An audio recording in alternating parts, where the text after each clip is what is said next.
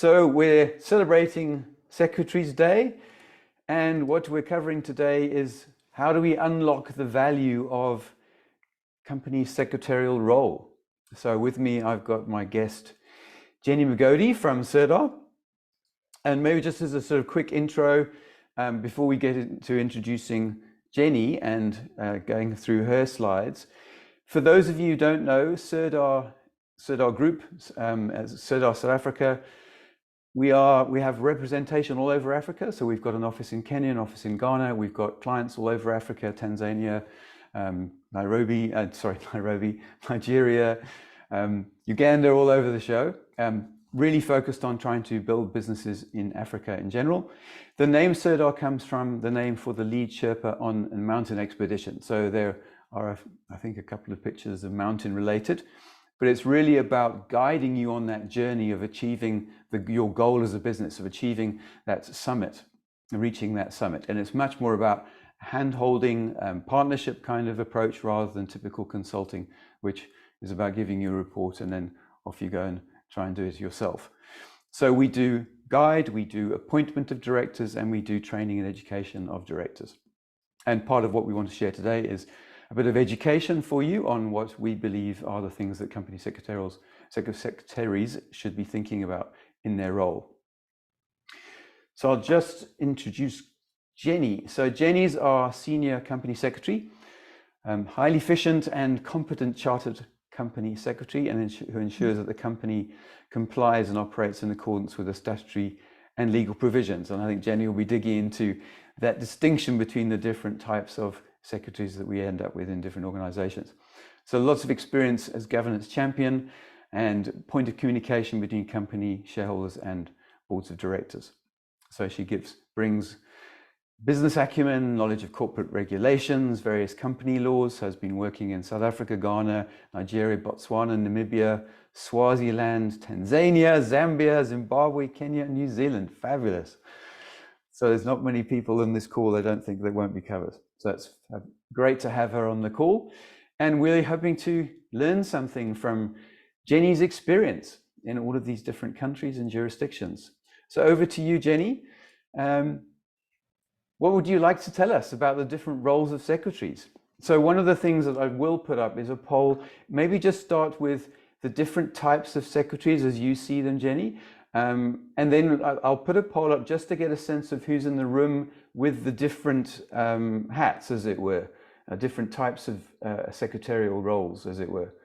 So if you just want to explain what we've got here in terms of the different types, and then if you can please just click whichever one applies to you, and if there's multiple, then obviously tick multiple. Over to you, Jenny. Thank you very much, team, and happy Secretaries Day to everybody who has joined. Just as Tim alluded to, company secretaries come in all different names. Some are interchangeable. So it will be interesting to learn after my brief description which category you fall under. So they are personal secretaries, those who mainly assist the chief executives, the CEOs, the CFOs. They are sometimes called PAs.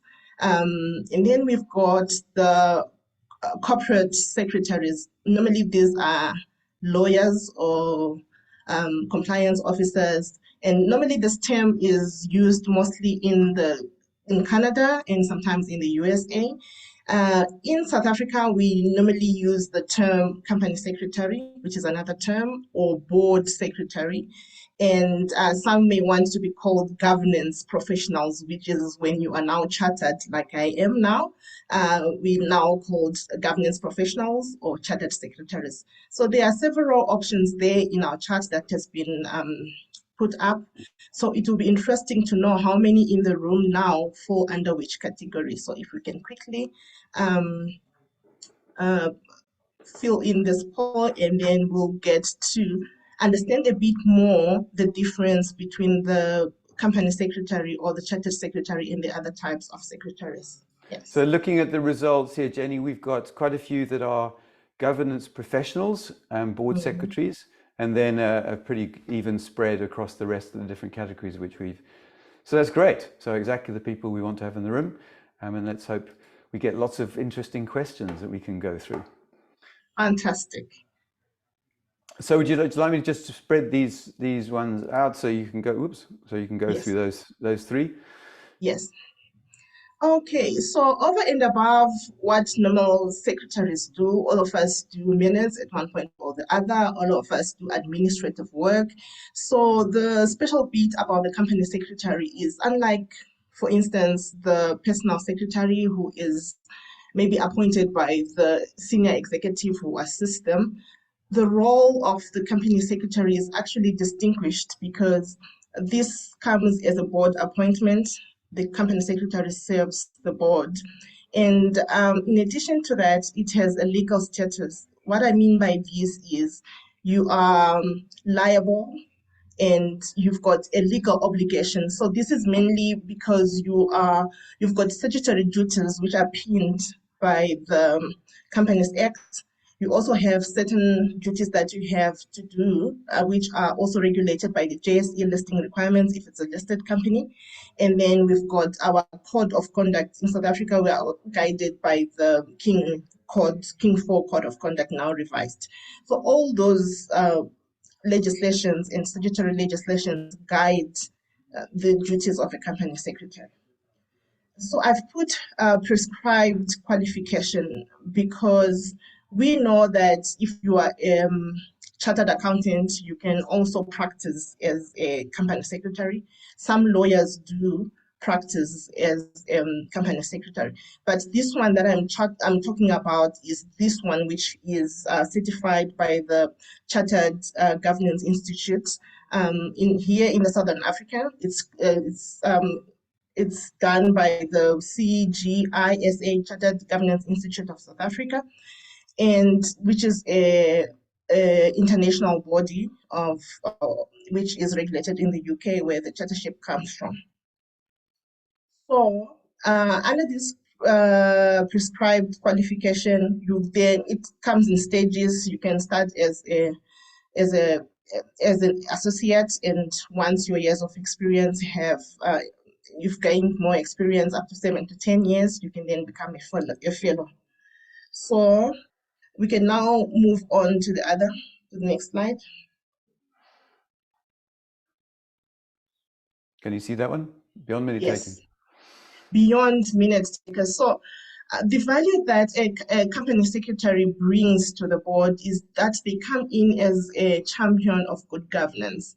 They ensure that the governance framework is set up for each organization that they're assisting. This starts from the institutional documents like your MOIs, your constitution, your trust deed, depending on the organization that you're assisting.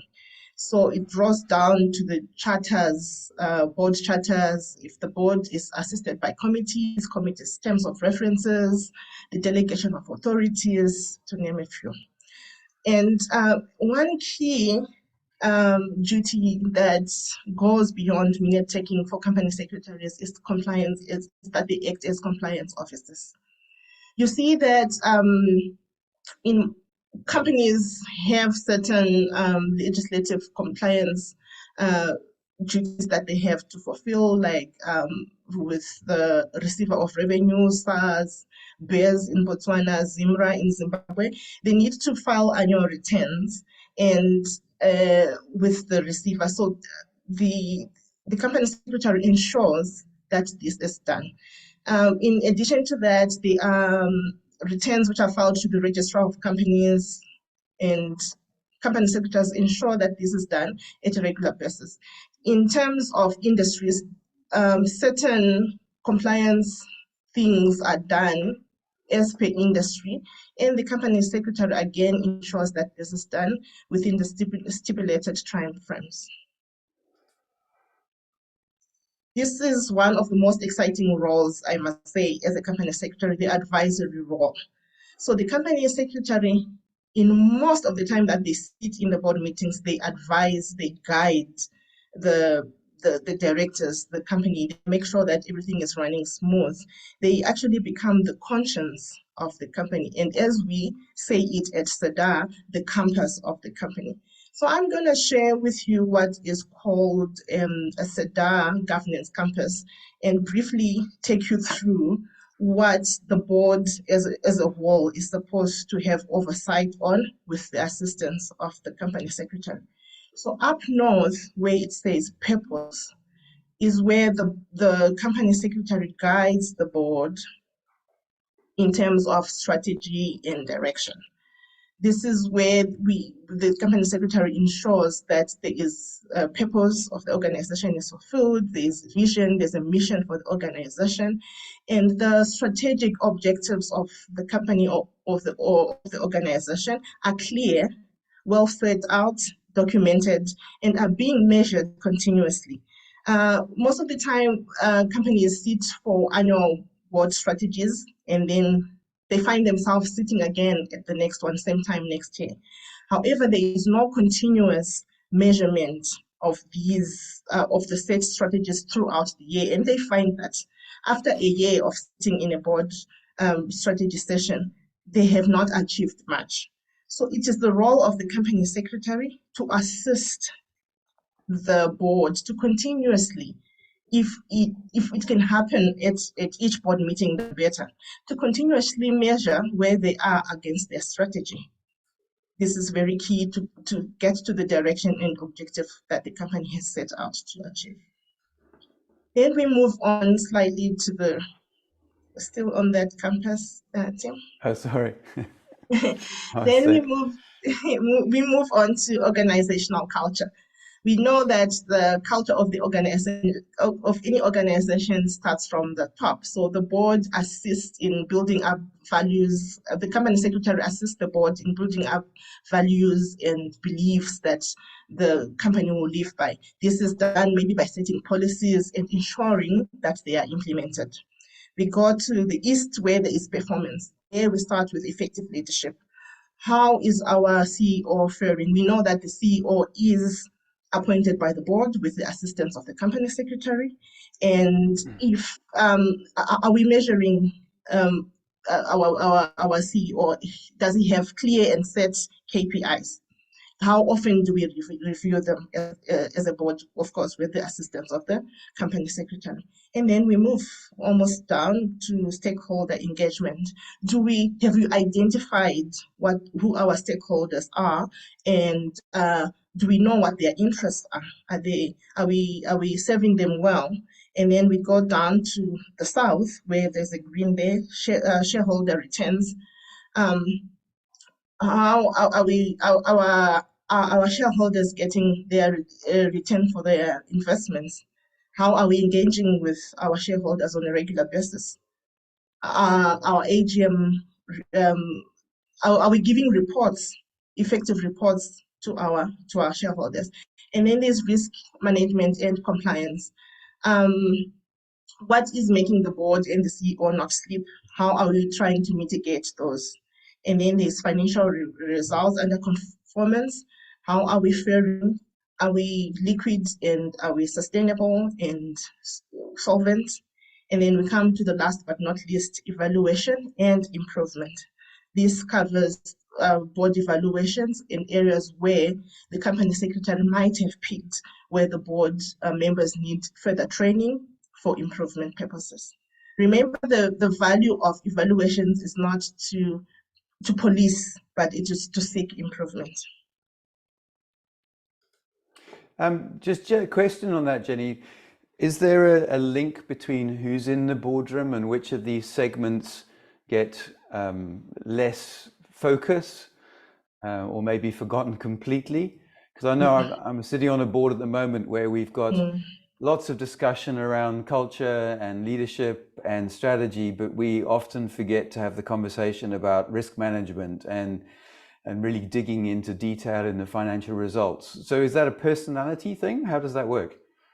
Yes, definitely, Tim. You find that I've sat in boards where predominantly there were CAs, and their main focus is maybe financial results and stakeholder returns, for instance. So this is where a company secretary becomes very key in ensuring that these governance framework, for instance, is tabulated into EFSIDA. We call it an expedition calendar. It's normally called a work plan or a corporate calendar. This ensures that every aspect of this calendar is covered throughout the year. Some boards sit in four times a year, some sit in 6 times a year, and some also 12 times. So it is the duty of the company secretary to ensure that despite the makeup of the board, these items are put up as agenda items on the work plan. Okay, so the profile of the board will indicate which areas they are most comfortable and they think of most often. But if you've got a plan implemented to make sure that all of these different areas are covered off during the course of the year, then that's one of the mitigation strategies. And I suppose the other is to look at the appointment process and try and make sure you've got a little bit more diversity of thought as well as backgrounds and all of the other things we talk about generally in diversity. Because I think profile gets missed too often.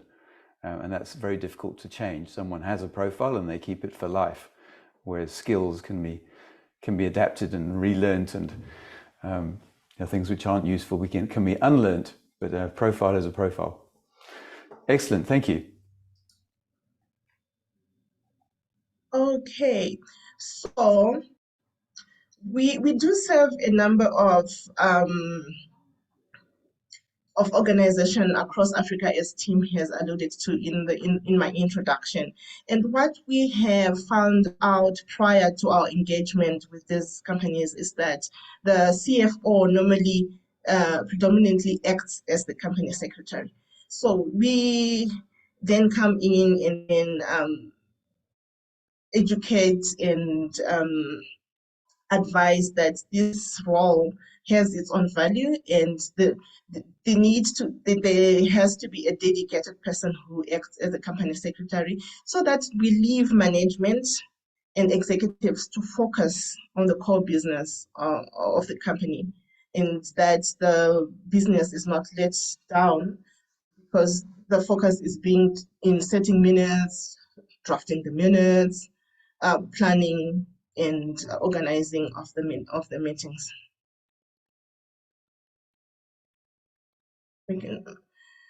So the company secretary, when they are dedicated and appointed exclusively to do that, they ensure that the board meeting is effective. But how would you know that your board meeting is effective? Are your meetings, how often are you having your meetings? Are all board members joining in the meetings? What does your attendance register look like? Are we having how are the board members contributing even in the meetings? When are we sending our board packs out? What time, how efficient are our minutes being drafted? And are we getting them within the stipulated timeframes as per the company law? I know in South Africa, it's 10 days, as well as in Ghana, it's also 10 days. So having a dedicated company secretary allows for objectivity and unbiased view. The way company secretaries are trained is that they, for instance, even in a meeting, you can strongly agree to the points that one board member, for instance, is alluding to, but you do not have to show even by your facial expressions. I know sometimes it's difficult to do if you strongly agree, or sometimes when you strongly disagree, you also do not have to show your expression because you do not have to influence the decisions in any way, and you need to remain unbiased in your views.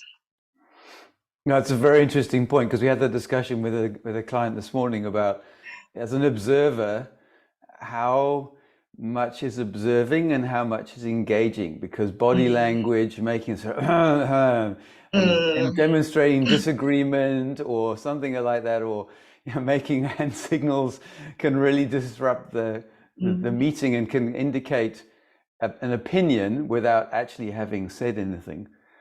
So it's quite tricky. If you've got someone in the room and they're not necessarily responsible for the decision-making process in their role, then they have to be really, really careful the way they act in the room, because all of those silent cues can change people's perception and opinion. If they're a really, really strong person, it definitely has an impact.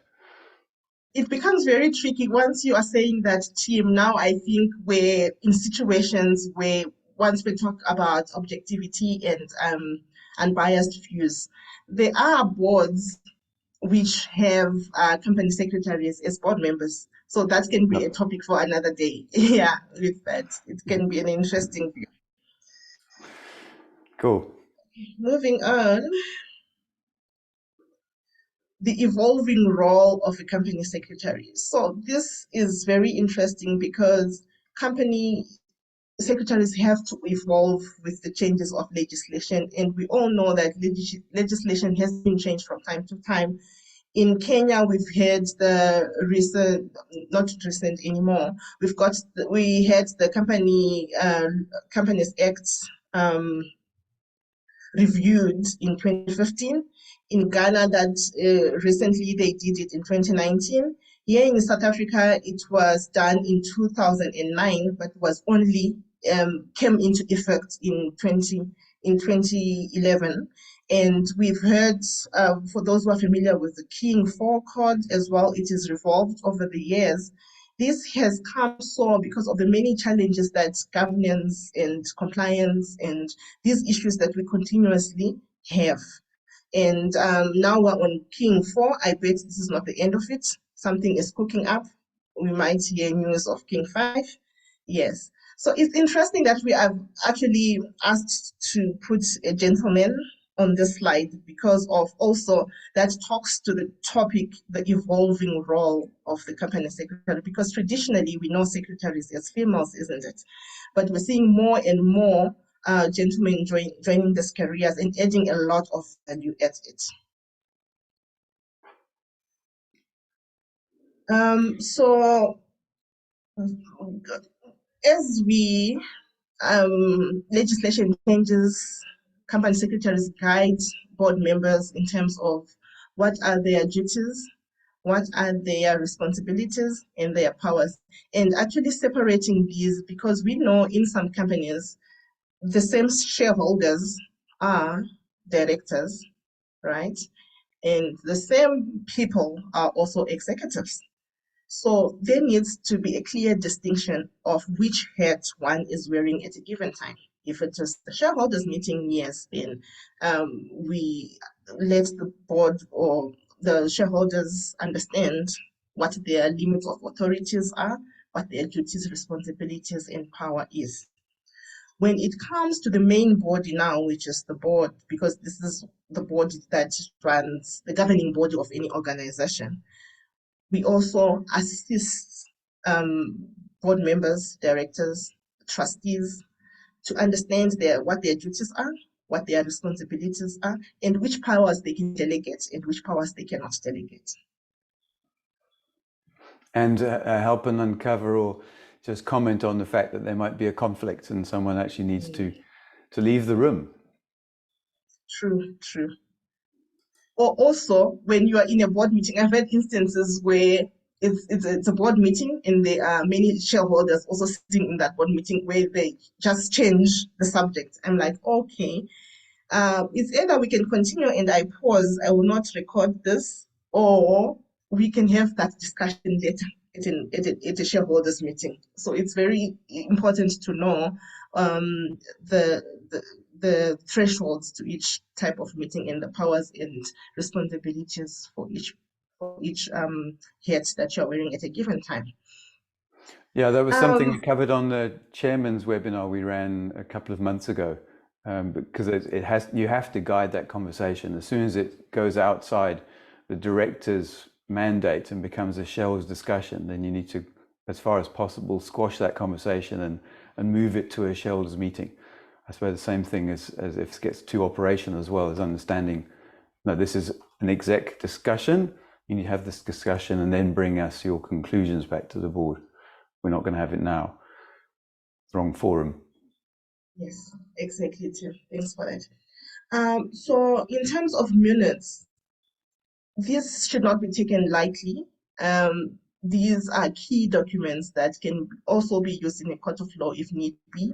So they should be taken with caution and ensuring that they are taken subjectively without bias as well. It is very easy as a company secretary to side with one party or with a certain director or with the chairman or key executives. This is why when we'll come to the issue of maybe outsourcing this function, because highly likely sometimes if you are in-house, there can be certain influences, but if you are well-trained and disciplined, this can go well as well. So minutes include resolutions, making sure that your resolutions, if it's in South Africa, we are regulated to number the resolutions. Minutes are supposed to go out within a stipulated time frame, and key decisions taken must be clearly indicated. Yeah, I think we can continue. Do raise questions. I don't know if it was a comment or a question which was put Yeah, there. there's, would like to know the legislation on recording of meetings. There's a Okay. question from Mbali. Yes. So minute recordings can be taken at minutes, but they cannot be used in a court of law. So the thumbs rule is once minutes are approved by the chairman, you destroy the recording. That's how it's supposed to be done. Oh, I really? hope I answered. I hope I answered you well. So they can never, once the minutes are signed by the chairman and approved at the next board meeting, you cannot then go again in a court of law and say, but the recording was there, it will not be used at that time. Okay, very interesting. Thank you. Good question. Thank you, Mbali. Okay, and as I had indicated earlier, they ensure statutory filings are done on time. This is your taxes, your industry-related filings, your annual returns, and report on any company failures in terms of legislative compliance. Very interesting it is that we're mentioning about these, because there has been, people do not mention a company secretary quite often unless something happens. Then they start questioning, where was the company secretary when this was happening? So this is where we see the key role of a company secretary. There is a person who is supposed to sit in the board meeting, and with your little red flag, once you hear something out of the box, then you raise your red flag. So it's a very key role that one plays, and I'm going to discuss about skills that are needed to be an effective company secretary, because you may have the knowledge that there is non-compliance here, but it also takes skill and character to flag that out.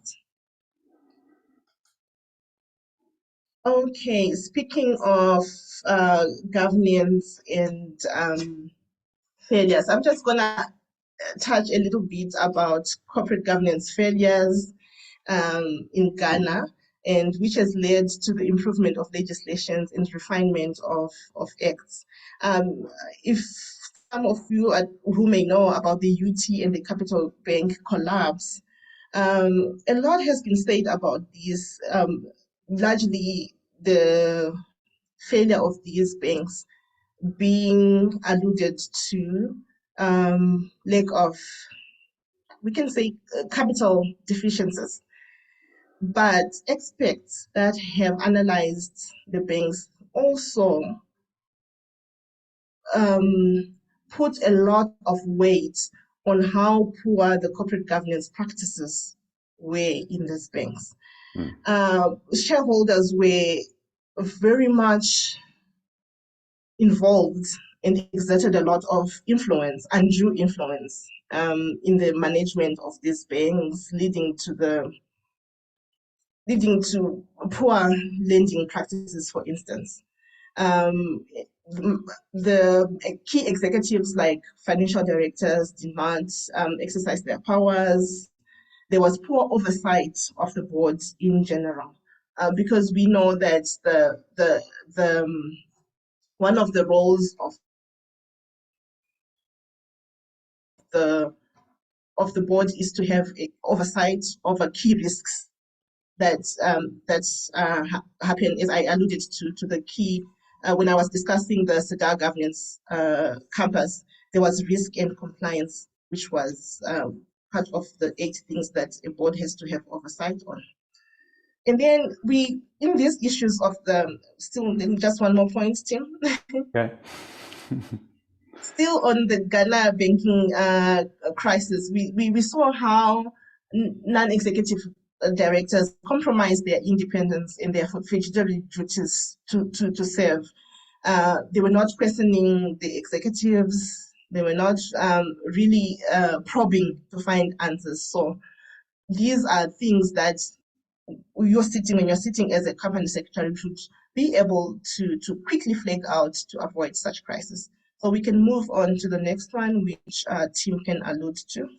Yeah, I mean, this was really looking at international examples. So we've used this slide in a couple of other presentations and just recognizing that some really big organizations have failed or had a severe wake-up call.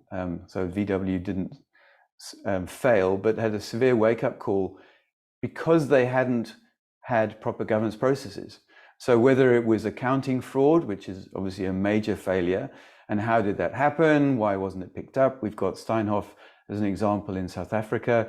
Was that the structure? Was that the directors not digging deeply enough, asking enough questions, etc.? There's all kinds of potential governance issues there that could have maybe headed things off or driven a different outcome. But then you get things like lack of independence, which is something you can do something about. It's something as company secretaries you should be actively looking out for.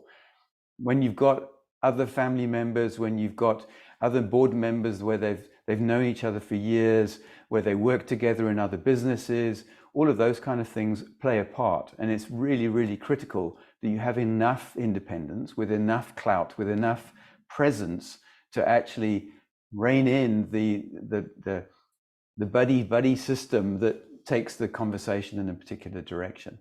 And it's critical that someone stands up and says, well, hold on, this is not right. We need to do things differently. And that just genuine nepotism, having very close family members who just go with the flow and follow the leader, whoever that might be, or just outright realize that the company's going downhill and siphon funds off to make absolutely certain it goes down faster, but they're okay because they've got their funds put aside somewhere else.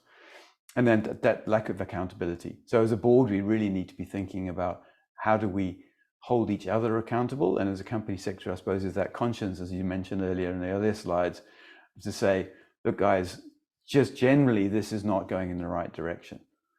So if you've got a little bit more diversity, it's not all people from the same backgrounds, from the same schools, from the same cultures are sitting around the board. They tend to have that group think. They tend to not question each other because they've known each other for so long. It's all very comfortable. We need to start with bringing in a bit more diversity and a lot more independence onto a board. But then that sort of backstop is for the company secretary to be strong and have a word with the chairman or have a word with the MD, CEO, and say, look, we're really going down the wrong road here. We need to do something about this. It's just not good practice. True. I've just seen a comment about a lot of irregularities and poor corporate governance failures in the public sector. Yes, true. In South Africa, and that's Kenya, that's Ghana, that's South Africa, that's all over. this story is endless indeed. I just wanted to go back to Mbali's question a bit and also mention as an add-on that obviously when you're recording the board meetings, you need to ensure that you have let everybody in the room know that the meetings are being recorded. So that's one thing the secretary must remember to do. And there was also one thing that I also wanted to mention about recording. Oh yes, Zoom is enabling us to do that job easier because once the person gets in, it says the meeting is being recorded. So that helps a lot when we are doing virtual meetings. Yeah, and particularly if you haven't got the company secretary in the room, we've noticed with doing recordings. So CERDAR generally only does recordings. And if you've got the chairman, if the chairman's got a clear understanding of how to manage that effectively, then it's not necessarily a negative to only have a recording. But the chairman has to make sure that everybody introduce themselves, so the voice of each individual is clearly linked to the name of those individuals and their role within the meeting. But also it forces you as a chairman to run the meeting more effectively, running against the agenda so that you're not jumping all over the points, so that the person who's taking the minutes can keep up. and they can understand, okay, now we're on point 2.3, and this was what the paper looked like, and this is what they're discussing, and they've got a context, they've got relevance. So when they're summarizing, they know exactly what they're summarizing, because we haven't leapt to point number 8, which was quite similar to point 2, and I'm not quite sure which one you're talking about now. And also, and the last thing is summarizing. As a chairman, you have to help the minute taker by summarizing what was the outcome. We've been discussing this thing for the last 20 minutes. Now, what is actually the outcome? Not only does it confirm it amongst the board members, but it also makes it so much easier to do quality minutes, because the minute taker's got a clear understanding, this is what was decided. So yeah, I think it's a team effort. All of this stuff is a team effort. You can't do it on your own. It's the chairman's part, the company secretary's part, obviously the rest of the board meeting, board directors' part, everybody trying to work together so you get the best result possible. I think that's what I would say is the best practice style of minutes, is summary of what was discussed, properly summarized what the action steps are or the resolution was before you move on to the next point. Keep to the order as much as you can of the agenda, so it's clear in the minutes what was being discussed, and then make sure that the minute taker knows who's in the room and has an idea of their voice, so when they hear that voice, they know what the context is of that person's contribution. And then that allows you the time and the space to have recordings only, rather than having a company secretary in the room every single time. Great. Thanks, team, for that addition. Now, moving on. So we've mentioned that the qualifications that one can have, whether you're coming from an accounting background, you can be a CA, some come from a human resources background, some are lawyers.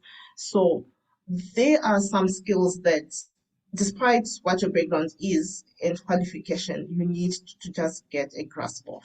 So we're gonna look at 5 of them. The list is exhaustive, but we're just gonna focus on 5 for now. You need to understand your organization. This is very key. You need to understand your hierarchy, who reports to who, which reports are you getting from this person. You also need to understand the members of the team you are working with. Some people take longer to get the reports done and ready. These you should obviously start way back to ask for board papers. You also need to have a deep understanding of the industry that you are playing with. We've got mining industry, they've got all sorts of acts that come with each industry. We've got the banking and insurance industry. You have to be very well aware of the banking acts, for example, and many industries, manufacturing, we've got tourism. So each and every industry that you become appointed as a company secretary, you need to have in-depth knowledge about it. It becomes very interesting if you are a company secretary in a management consulting firm like we are, where in this week I'm wearing a mining hat and then I remove it after. I quickly wear another one, banking and insurance, I remove it, and then I'm assisting another company in Kenya, which is manufacturing or which is into pet food. So it's interesting how now as a consulting company secretary, you then need to wear different hats and wear different industry hats all the time that you're sitting in each respective meeting. But this is very key because you might not know all the laws and regulations, because as a company secretary, you also have the liberty to go and seek external guidance on a matter, but you need to have an overall understanding of what rules and regulations are playing in each industry. And then there is the planning. I cannot overemphasize the need for planning. I think most of the company secretaries or secretaries in this room cannot agree more to this. We plan our meetings way ahead of time. Right now, we are busy finalizing the work expedition calendars for next year, up to December 2023. This is as far as we go, because we do not want any excuses of a board member missing a meeting because they say it is clashing. How can it clash with something that I planned in 2022 in 2023. So this is how we do things. Multitasking, you are busy with the board evaluation. There is, especially if you're consulting company secretary like we do, there is a board meeting coming up, committee meetings needs to be set up. You need to liaise with the stakeholders. You are the key mode of communication between stakeholders. I'll cover that under effective communication actually, but you need to be juggling a lot of things at the same time. And then you need to be a person of sound judgment, right? I mentioned that when you're sitting in a board meeting, you do not have to obviously agree or disagree with any views, and you need to be objective. But you need to have this professional judgment that if you are doing a resolution or if you are doing minutes, you need to be that conscience in that compass that we discussed or we alluded to earlier. I for detail. Minutes go a long way. I'm going to just touch on minutes on this I for detail. Your minutes need to make sense, need to, when a third person who was not in the meeting looks at your minutes, they need to be well written with proper punctuation, and they need to be understandable by a person who wasn't even sitting in the minutes. If you give somebody that set of minutes and they do not understand what is being said, that means they are not well written. I for detail also covers a lot of aspects in terms of financials, for example. When financials are presented, you need to ensure that they are going according to management accounts, for instance. Some directors do send board material that you need to, because you're the one person who is preparing the board pack, you need to ensure that whatever format or in whatever way the papers come in, when you send them to the board, they are presentable, they are readable. So this all falls under your duty because it's a Friday night and the board meeting is next week, and management just, it's 5 o'clock. That's when everybody clicks that button to send you material. So you, unlike them, because the board paper is said to come from the company secretary, not from the executive. So you look at each and every page and check if everything is in order. Is it aligned? Is it making sense? Is it covering everything that is in the agenda? Because some people may put in a rush, can put things in this something, an agenda item missing. We have to go back to them, say, oh yeah, thank you for your input, but I noticed that this and this thing missing. So all that is involved in those are some of the skills that one needs to have when preparing when you want to become an effective company secretary. And then effective communication. Tim, you can come in if you need to get more detail as I go along. And I was going to say on effective communication that one of the things we've picked up in a very technical business I'm on the board of is there's lots of abbreviations, there's lots of jargon and slang actually that comes up in the conversation. So in the minutes we've either said we must have the abbreviation in full form, so anybody, as you said, anybody could read the minutes, because often minutes are read by a bank. They just want to get some kind of comfort that the board meetings are being run properly and decisions are being made in the correct way. So often banks will ask to see a copy or samples of board minutes. But the other thing is to make sure that, yes, you had an abbreviation, but do we all understand exactly what that abbreviation meant?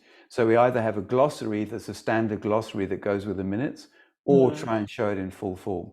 Because there are so many abbreviations that mean multiple things these days, especially 3 or 4 3-letter ones. They're used for all kinds of different things. So yeah, it's really important to, when you go back to the minutes, to know exactly what that was referring to, which organization it was referring to, or which association or whatever it was trying to communicate. Because then the communication is lost, because we're all, what on earth are we talking about? It's just a paragraph full of abbreviations. I have no clue what's going on. Yes, very interesting. So, which even comes back to the point of making sure that you communicate well with your stakeholders, with your shareholders, with chairmen, especially. You have to have a good relationship with the chairman. It's a standard at SIGA when we're doing our board meetings to 2 weeks to 3 weeks prior to each board meeting. We have a pre-board session with the CEO and the chairman, because some issues do arise. We have a standard work plan, yes, in place, but some issues might have popped up in between, which needs the chairman's attention and then the board's attention. Yeah, so this is one way we ensure that. And also, you need to be working very well with the executives, because what comes into a board pick comes from the executive team and from the senior managers. So you need to communicate well, to request them to submit in time, to request them to be very clear on what they expect from each board paper, because sometimes executives are hardworking, they put in a paper, but they do not explain what the board members need to do with it. Is it a decision that needs to be done? Is it just an information paper just to know, or is just only for a discussion and then we'll make the decision later? So we need to have this communication with the management so that the board secretary understands what is this paper for, and then also informs the board what action they need to do. Yeah, please have that summary at the beginning of the 50-page document you've just added into the board papers to explain what it's for, what have you considered, and what is your recommendation for the next step, even if it is a discussion paper.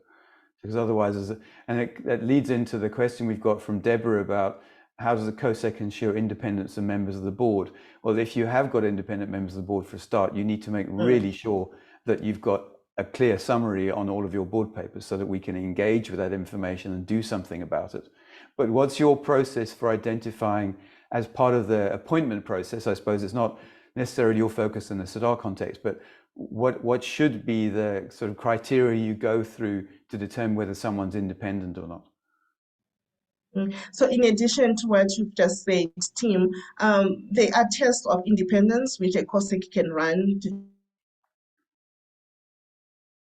check somebody's independence, but it is a thumbs rule. I think the King 4 actually recommends that if a person has sat in the board for 9 years and over, despite that the person is needed, they should have an independent evaluation to check if they're still in arm's length relationship with the board and the chairman and the executives.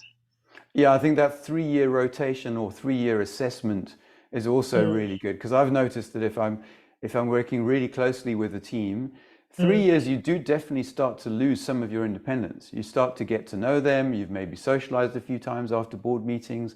It wasn't so much of an issue when we were all on Zoom, but now we're getting back to face again. You go away for a weekend and have a strategy session, and there's some socializing around that strategy session. So you become more familiar with those people, and you give them more leeway, actually. If it's coming to a decision or an accountability conversation, you're more likely to give them a little bit more space. And that slowly, that independence starts to slip away. And yeah, it's just natural. It's the way humans work. We want to get to know people, and we want to work more closely with people, but that's not being necessarily as independent as you need to be. So it's not a member of the family, it's not a close friend, it's not a previous employee, if at all possible. If they were, then they haven't been in the organization for a number of years, and there's various different jurisdictions have different regulations around that. Don't have any shareholding, or there's a certain percentage or less that you can have in an organization. Again, I think banks have got different rules around compared with King 4, for example. So it's those kind of understanding that there is very little, if no chance, that there will be some kind of conflict between that individual and the organization. Because when you're having the conversations that someone is conflicted, you want to make at least sure that your independents can stay in the room and actually move forward with the discussion. Because if everybody has to leave because they're all conflicted, then you just can't go forward, or it becomes much more risky to move forward with a decision. Yes, definitely, Tim. Thanks for that input. Were there any other questions? Would you like to go into the advantages of outsourcing? Yes. I've discussed in brief that company secretary services can be in-house. They can also be outsourced. But we find that when we are dealing with when you're acting as outsourced company secretary, there is several advantages. One, you've got access to multiple specialists. I can just say, for example, in the team that I'm currently in, there is somebody from a very strong legal background, there's somebody with an HR background, there's somebody who is very good in minute taking, there's somebody from tax accounting. So when you are dealing with outsourced, you get this is very rare to find in one person if they are a company secretary. They can either be, like I said, from an accounting or from a legal, but not both. But if it's a team, you get the specialized group with a variety of skills. And then in addition, it can be cost effective. We to hire, especially if you're a family-owned business or a small to medium enterprise, it can be very expensive to hire a full-time company secretary, Mm. seeing that you are doing your board sessions maybe 4 times a year or 6 times a year. So one effective way to do it is to outsource. And recruiting one person comes with other overheads like medical aid, which we do not need to pay for outsourcing, and taxes, medical aid, like I mentioned, and recruitment costs themselves.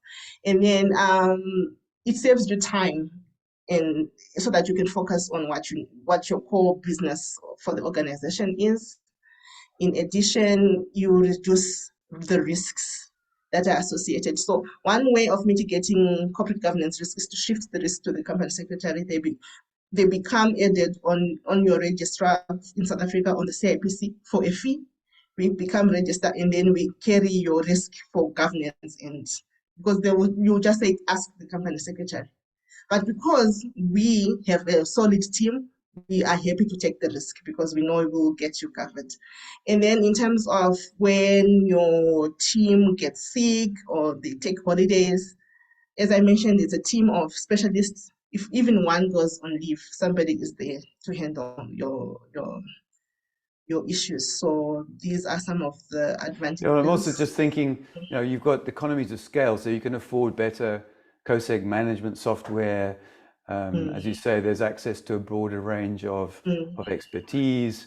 All of those kind of things. It just becomes a little bit more affordable to have the expert in the outsourcing team than it might be for every individual company to have all of those experts under their own payroll. So absolutely, yeah, great. We had a couple of questions. I think Sharifa also mentioned, also remember Poppy and permission to record the meeting. So I think we talked about always making sure that everyone's aware that the meeting's being recorded.